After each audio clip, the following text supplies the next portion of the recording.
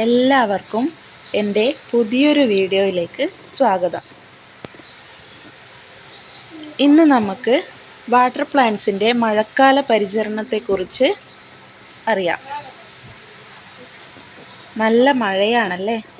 മഴക്കാലത്ത് എല്ലാവർക്കുമുള്ള ഒരു സംശയമാണ്, താമരയും ആമ്പലുമൊക്കെ മഴയത്ത് നട്ടാൽ ചീഞ്ഞു പോകുമോ, നട്ടാൽ ഷെയ്ഡിലെടുത്തു വെക്കണമോ എന്നൊക്കെ.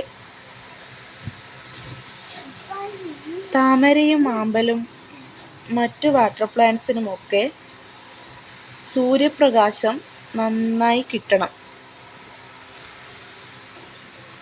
അപ്പോൾ നമ്മൾ ഈ വാട്ടർ പ്ലാന്റ്സിനൊന്നും നട്ടുവെച്ചിട്ട് സൂര്യപ്രകാശം ഒന്നും കിട്ടാത്ത സ്ഥലത്തോ അല്ലെങ്കിൽ നട്ടുവെച്ച് ഷെയ്ഡിലോ ഒന്നും വെക്കാൻ പാടില്ല.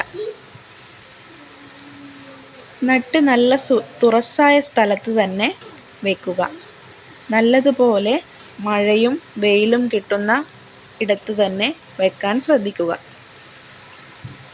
അപ്പോൾ മഴയാണെന്ന് കരുതി ആരും വാട്ടർ പ്ലാന്റ്സ് ഒന്നും ഷെയ്ഡിൽ മാറ്റി വെക്കേണ്ടതില്ല. നട്ടുവെച്ച്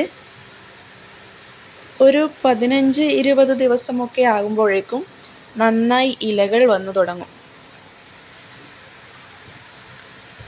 ഒരു 1.5 മാസം ആകുമ്പോഴേക്കും പൂവും കിട്ടും നമുക്ക്. പിന്നെ ഒരുവിധം കീടബാധയൊന്നും താമരയ്ക്ക് വരാറില്ല. എന്നാലും ചില സമയത്ത് പുഴുശല്യമൊക്കെ നമ്മളെ താമരയെ അറ്റാക്ക് ചെയ്യും. അതിന് നല്ലൊരു ഫെർട്ടിലൈസറാണ് മാജിക്. അതൊരു 2 മില്ലി 1 ലിറ്റർ വെള്ളത്തിൽ കലക്കി സ്പ്രേ ബോട്ടിലാക്കി വാട്ടർ പ്ലാന്റ്സിൻ്റെ ഇലയിലും തണ്ടിലുമൊക്കെ സ്പ്രേ ചെയ്യാം. മാജിക് ഫെർട്ടിലൈസർ എല്ലാ വളക്കടയിലും കിട്ടും.